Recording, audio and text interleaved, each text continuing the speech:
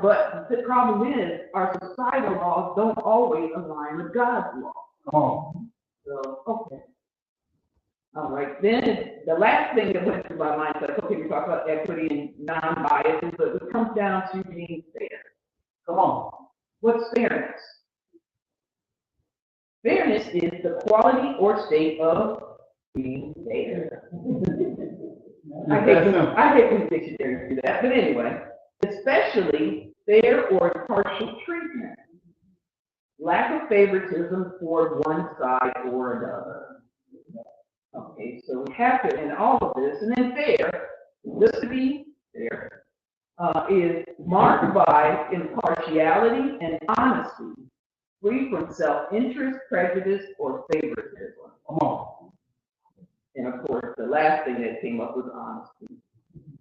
Fairness and straightforwardness of conduct.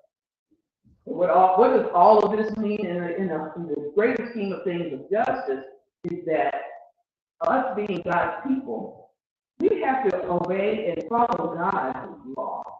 And his law is one that is impartial. It does not show favoritism. Unlike moral law. With moral law, our societal law can lean one way or the other. And we'll talk a little bit about that as we go in the lesson itself. But I had to begin with making sure we understood what justice is. And if we're going to be obedient to it, we have to understand justice. Come on. And if you get an opportunity to look up these words again yourself and kind of get that together, because I'm going to do it rather quickly. But again, the lesson, we're going to start with the lesson. I'll be reading out of the New Living Translation. And it's Exodus 23, verses 1 to 9, and I'm beginning with verse 1. And it begins, you must not pass along false rumors. You must not cooperate with evil people by lying on the witness stand. You must not follow the crowd in doing wrong. When you are called to testify to dispute, do not be swayed by the crowd to twist justice. And do not slander testimony in favor of a person just because that person is true. Bottom line, the first part actually talks about preventing lies. In this climate right now, it's interesting that this lesson came up because there's so many different things that come to my mind. Yeah. But lies. Deliberately not telling the truth or twisting things for your favor. And watching television this morning, I was watching What's Your Point on Fox 26. And they were talking about data on dealing with crime in the Houston area. And the commentator, first thing he said, what it means to, what did he say? He said dispute or client information. And it hit me like, wow, this is just amazing. But in the Hebrew, the word for violence is called Hamas. Hamas. And essentially, a lie really is, and I'm reading from my text, which is interesting, is an act of violence against the innocent. Because what you're doing is actually carrying out violence or fighting against an innocent individual in order to gain an advantage of some sort. But as God said, you don't do that. Don't lie. You're not supposed to lie, and especially not on the witness stand. When we lean toward moral law, and even God's law for that matter, when we lie, that's putting an innocent person in jeopardy.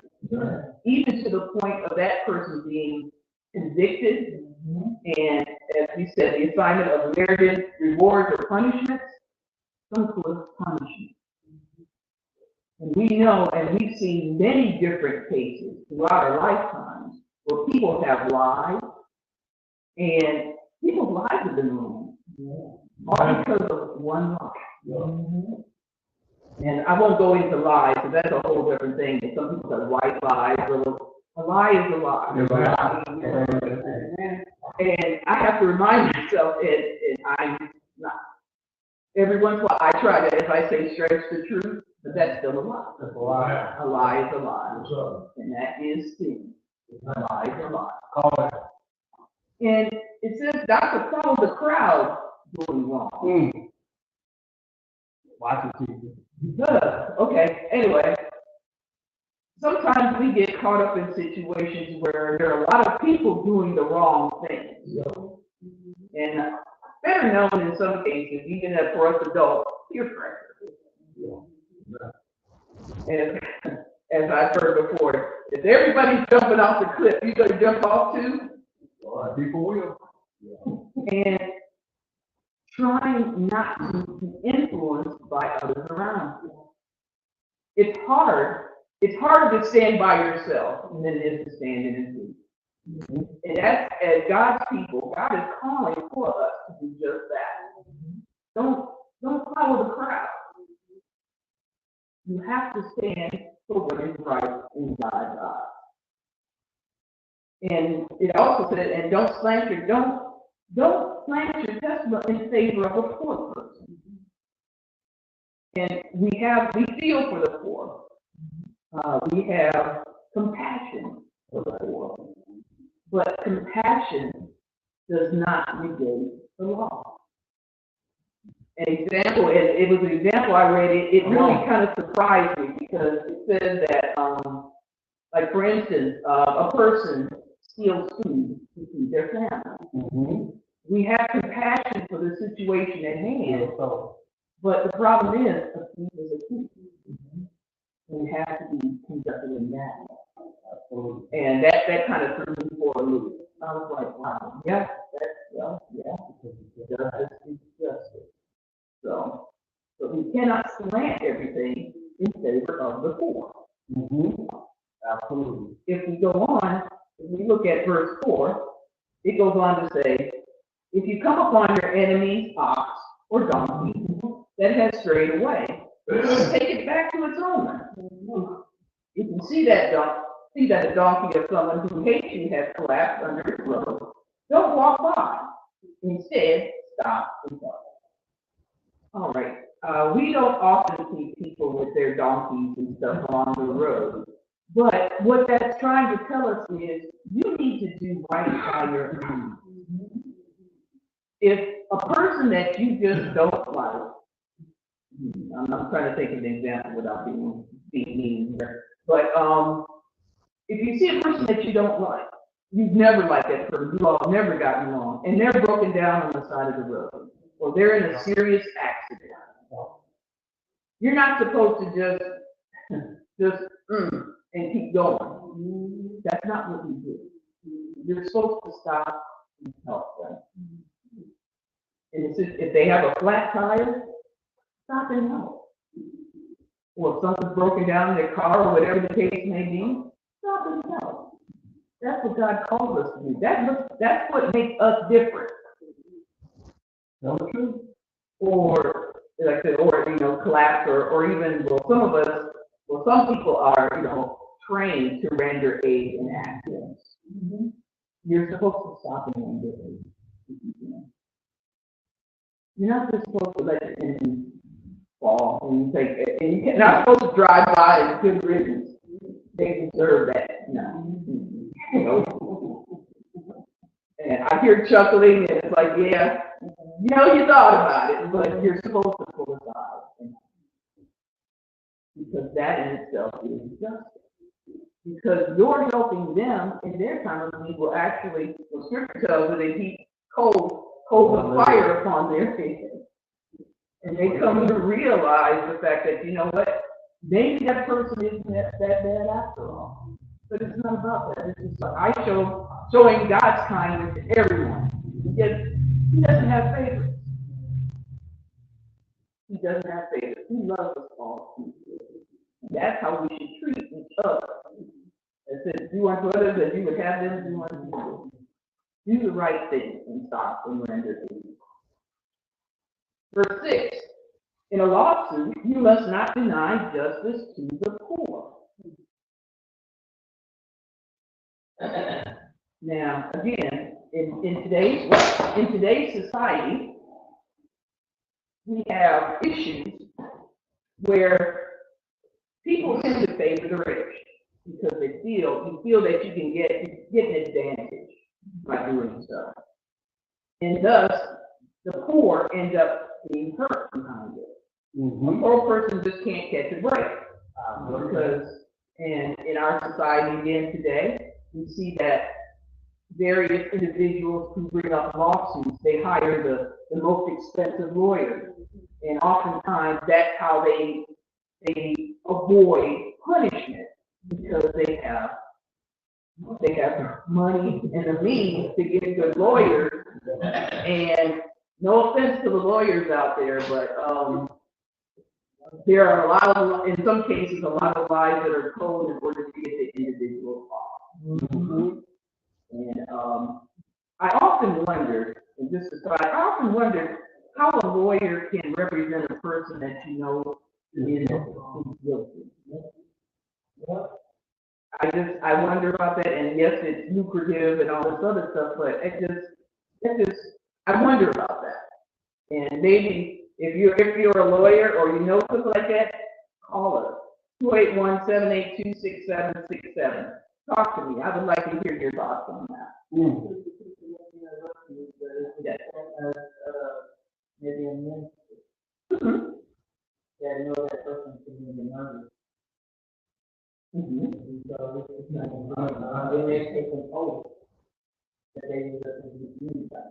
No matter whether they find anything. Our moral law dictates that a person is innocent until proven guilty. So, but it's knowing one thing and doing one thing. But I understand the oath. I get all of that. It's just it twists me up a little bit. But thank you. Yeah. Yes. But yes, everybody has a job to do. So, thank you. But it seems like the poor always get the shot. They're the ones that always get messed up. But you can't do that. You must not deny proper justice to the poor. You must not show favoritism to the rich over the poor. That's what God says. Yeah. And that's what it should be operating. Verse 7, be sure never to charge anyone falsely with evil. Never sentence an innocent or blameless person to death. For I never declare a guilty person to be innocent.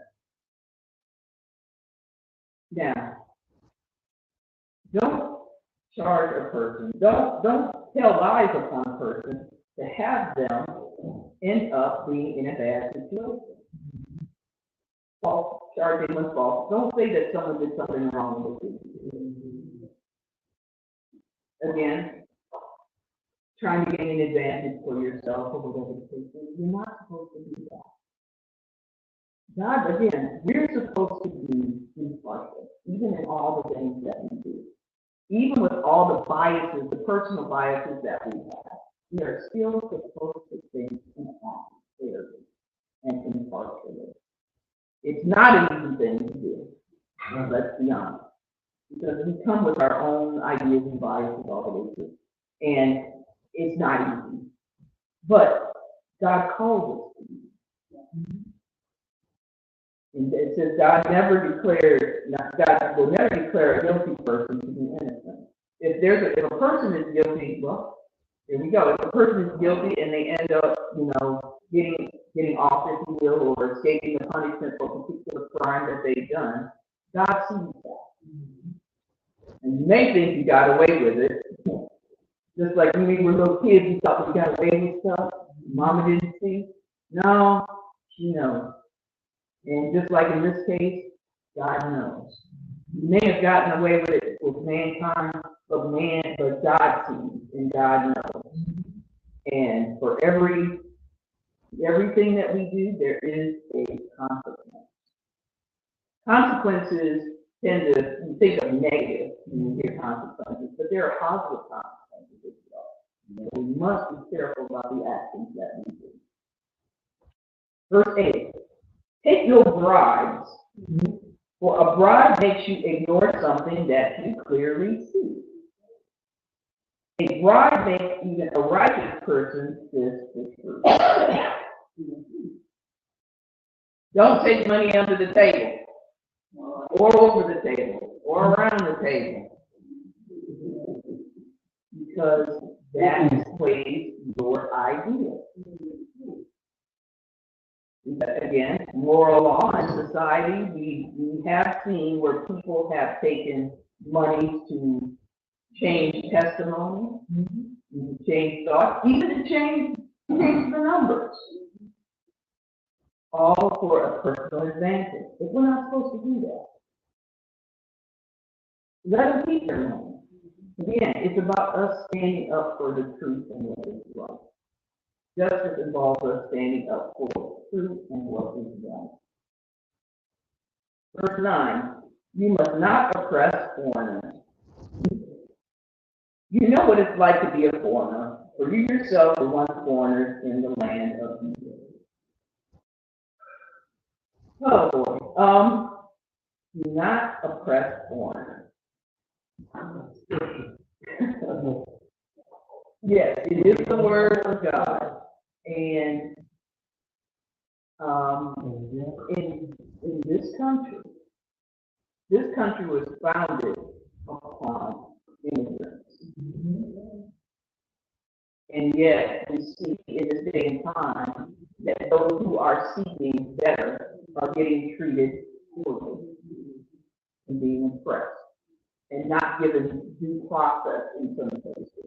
Due process means they have the opportunity to follow and get the laws and everything that are right for them and get represented properly. We don't see that. And it's in Scripture. And with everything that's happening in the world today, this just screams, where's the justice? Where's the justice? But know that God sees all. Yeah. What appears is not happening around us, God's going to make sure that that's corrected. God's going to make sure that things are made right. We may not see it individually in our own time, but God is going to correct the situation. Now, again, in the midst of justice and talking about fairness and everything, God sees us all the same. We start out all the same. And I say that we're all sinners. Each and every one of us are sinners. But for some of us, there's a little added bonus. We're sinners, but we're sinners saved by grace. By the grace of God, in accepting Jesus Christ as our Lord and Savior. We're still sinners. We still sin.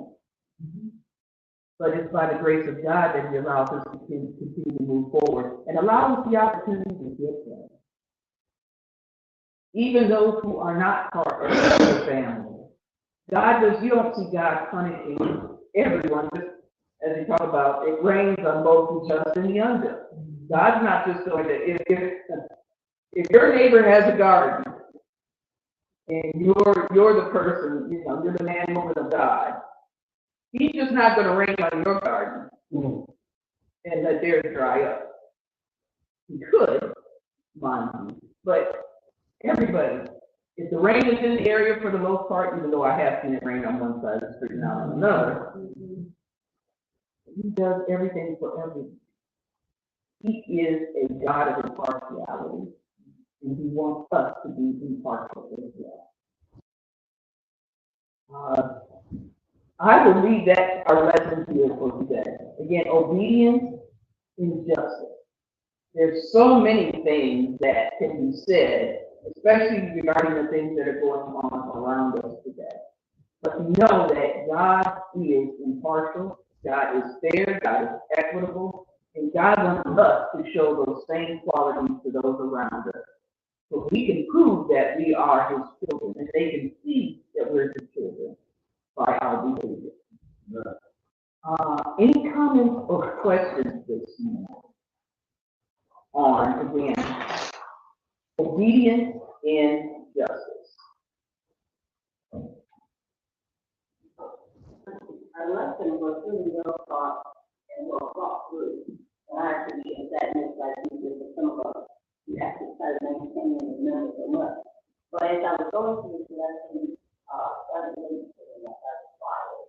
and I started thinking about especially the injustice to others. From the very beginning of time, you didn't take this first. And when you turned around, you took the money and all they had was trying to see what they were doing. And just the other day, they were talking about how years ago they took their children away from them and placed them in unused areas, unlocked places, in harm's way, because they needed to be cut down at the when we came over, we said that was wrong. When the European people came over, some of them came over under the but they were serious out for it. They didn't have resident accommodations.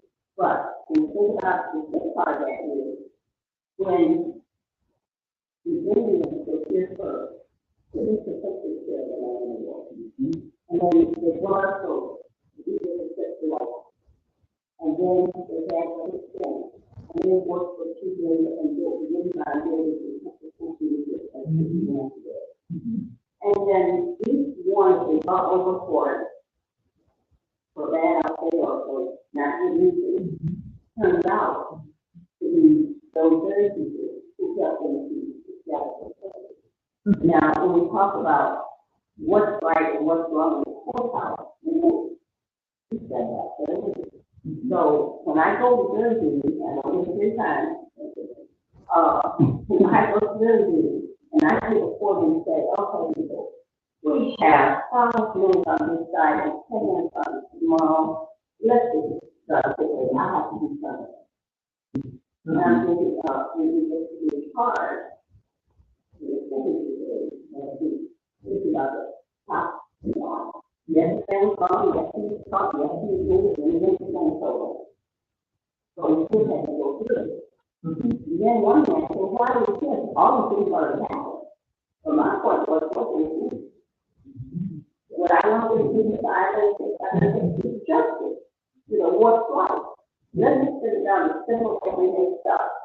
When people come to your house and you say, you should like to have something you say, and they go outside and say, oh, that's a good thing.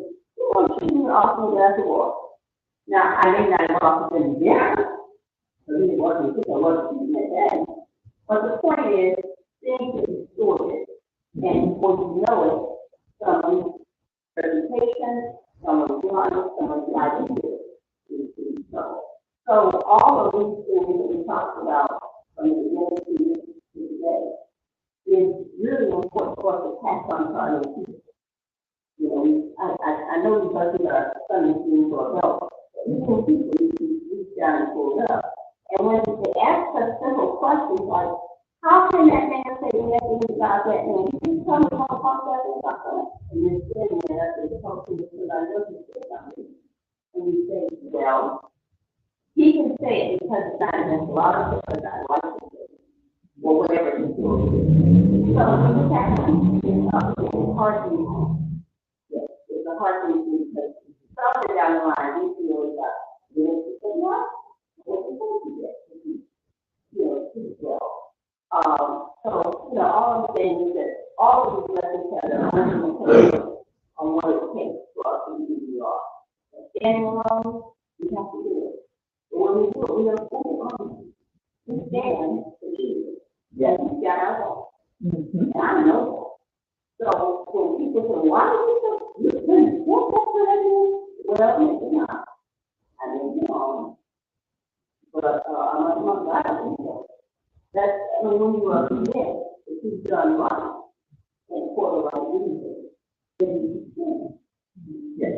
I want to say something too, as you well taught will be injustice you talk about whose justice you're talking about.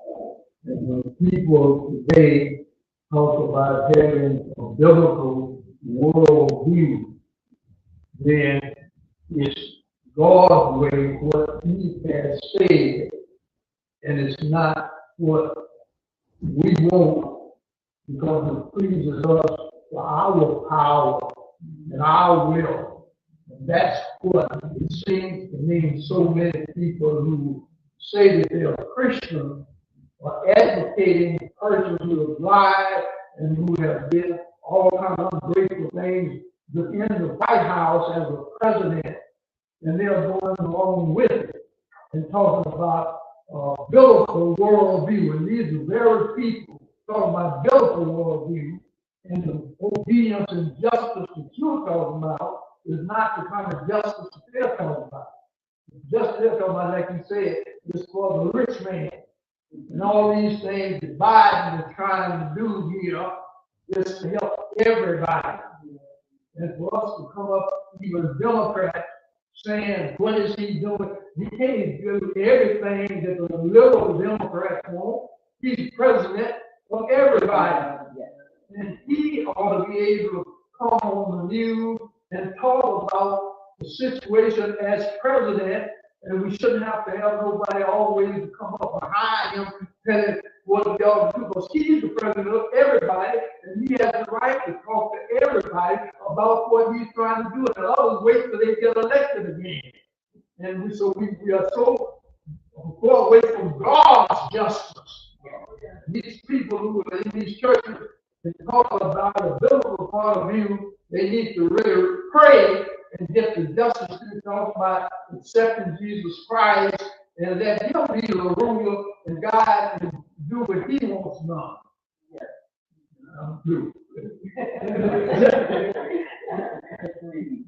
Good morning. Good morning.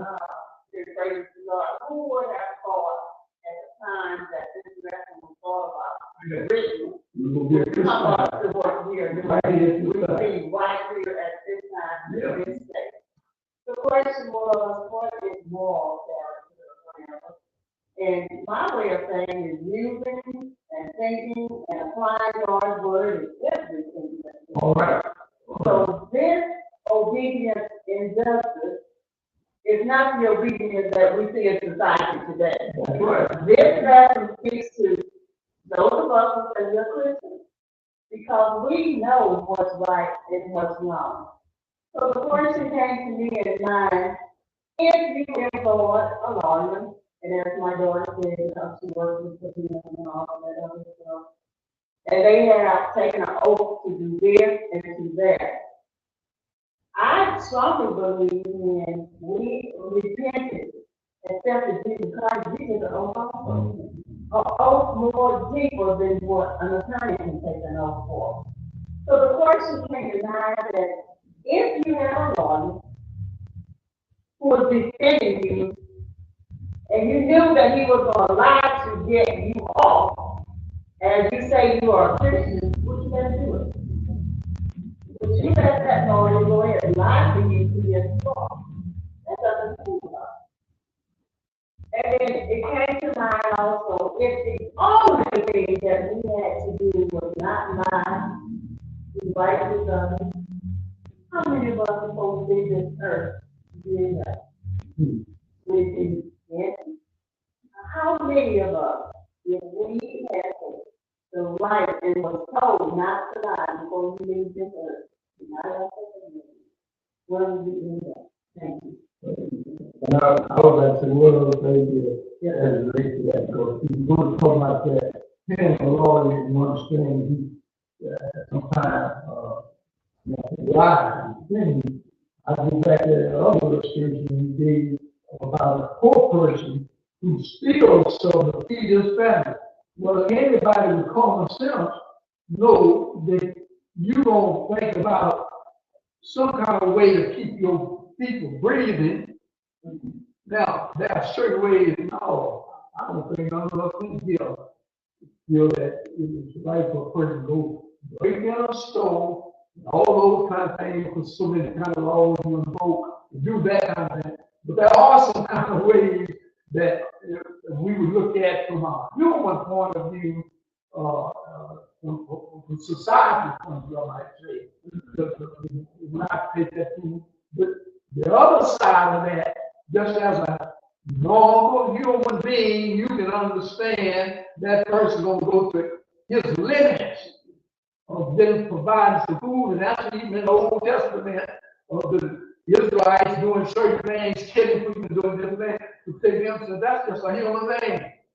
You know, all these things, obedience, injustice, God's justice.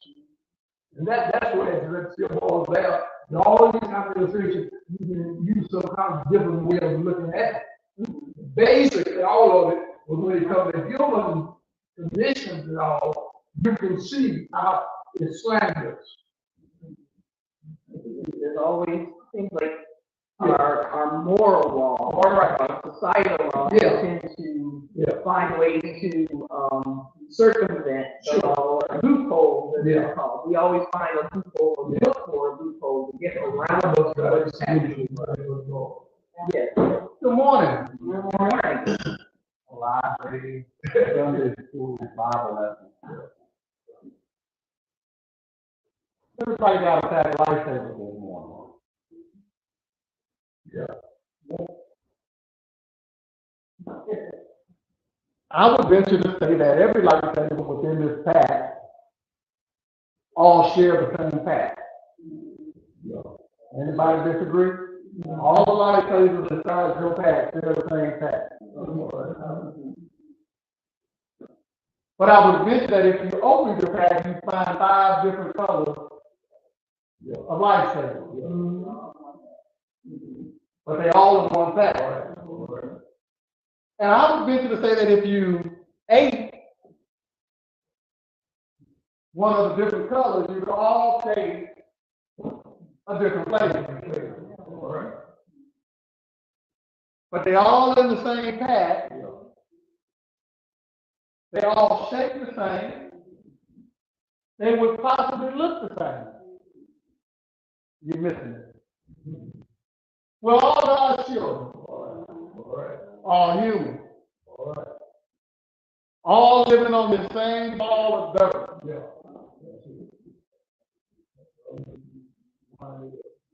All under the same moral and just law of God. I guess if you were to take your back lifesaver and look at your lifesaver about against somebody else's lifesaver, you really wouldn't see a difference. And yet there are some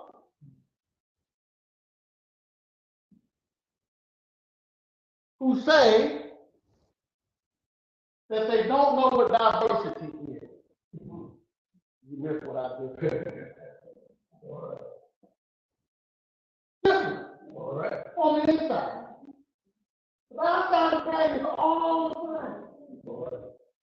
So when you have someone who administers justice that does not see the person, but yet know that they have to deliver or administer justice fairly and equal to all. Not according to man's moral law, but according to God's according to God's providential law, which covers, if I'm correct, as Paul says, a multitude of sins. Because he says all have sinned and come short of the glory. We all share the same package. Even though we're all different, we may all be human.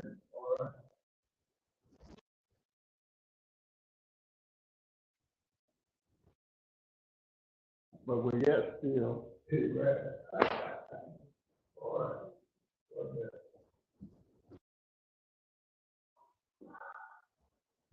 Thank God that he ministered Yes, our sir. That's it. Yes, sir. right. Amen. Understand that, you know, all have the opportunity, you know, to be covered Yes, sir. by the Lamb. All right. In the blood. What are you saying, preacher? See, when you talk about the poor and you talk about the mistreated and you talk about those who want to be fair under the justice system, there was a carpenter. Yeah. Yeah. All right. The richest person in the land. Oh, yeah. Didn't live with the elite.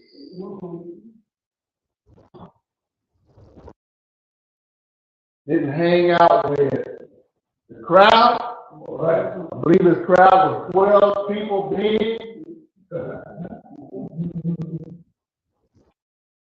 I'm just going by what the scripture says. All right. 12. That's it. That's it. If he saw someone who needed help, he helped.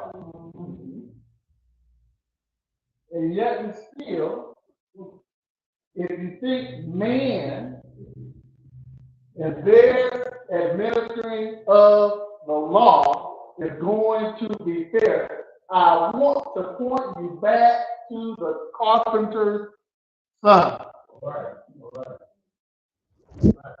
Make sure you understand what I'm saying. One who did no wrong. Yet man administering of the law found fault in him. Now you said we're innocent until proven guilty. So when he went from court to court to court, they couldn't find anything wrong. They took him to a higher authority, they thought. The higher authority said, I find no fault in him. And yet the system allows for him to be persecuted under man, not under man administering of the law. Because they didn't take as fast as they say God's overviewing principle. But let's make sure we understand it. Make sure we get it. The key word in it is obedience. It wasn't that man that they were being obedient. Listen. The carpenter. That carpenter was obedient, even unto death. You know, now Father, hey, this is how you. But he also told them, be careful. But as you so dish it out, All right. Yeah. All right. now everybody understands. Yeah. As you take your pack and unwrap it around your life, if you unwrap it too fast, you suffer to drop. And you know, the one we normally drop. All right. Say it again, Say it again. The one we normally drop is what? The one we know. Oh, I really wanted. All right. All right. So be careful. All right. As you dish it out, so shall it return. If you sow to the wind, you will reap the world. God bless you. Thank you for a wonderful effort. Yeah, this is one thing I add,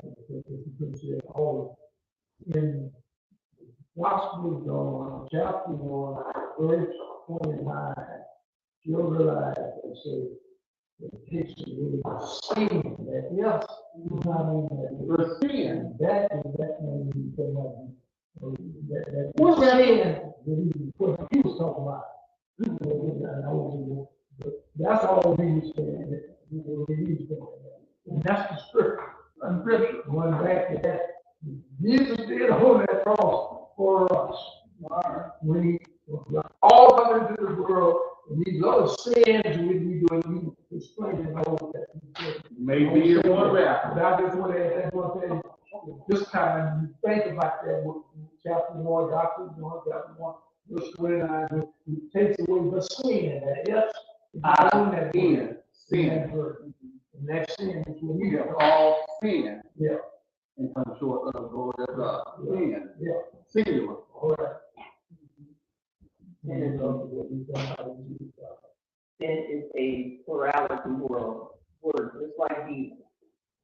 You don't say one, you don't say good. Sin covers everything. Now, you can talk about that there are several sins, you want to group them like that, but it's all underarching understanding. Any other comments?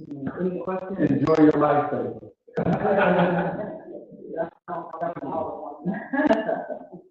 Thank you all for a lively discussion today as we begin our study of obedience in society.